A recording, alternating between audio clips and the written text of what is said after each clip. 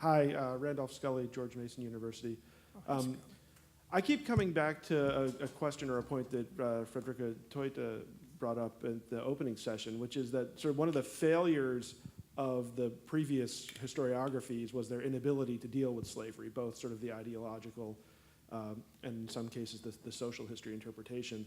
And so my initial question, which has sort of been brought out by Ed Countryman and others, was just going to be for Matthew and to sort of say, what do you think a new interpretation of the Revolution that put slavery at the center, that made it a main part of the story rather than, as you were saying in your talk, a separate book might look like?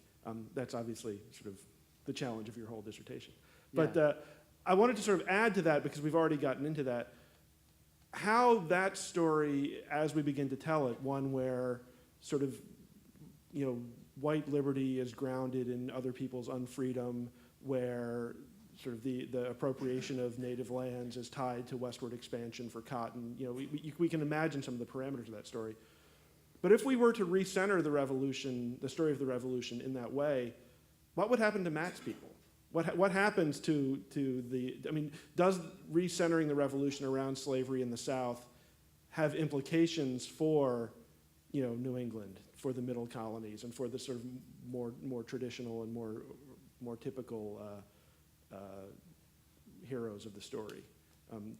What would New England and the middle colonies look like from the perspective of a Southern-focused story of the Revolution? Well, I would say that the reason why we need to center the story of the Revolution in the South, at least around slavery, is because the South was centered on slavery.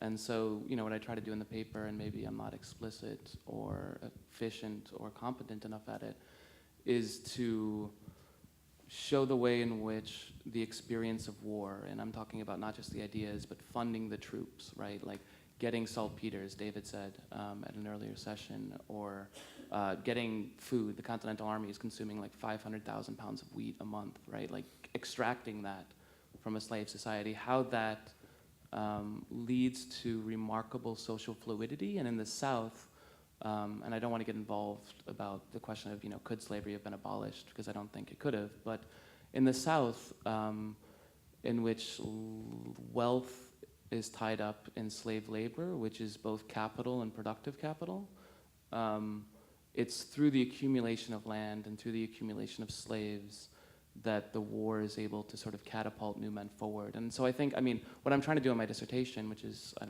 pretty much done, and I should add that, depending on what side of the bed I wake up on, I think it's either wonderful or terrible, is try to push that forward. But as far as how it would look for New England, do you want to take a look?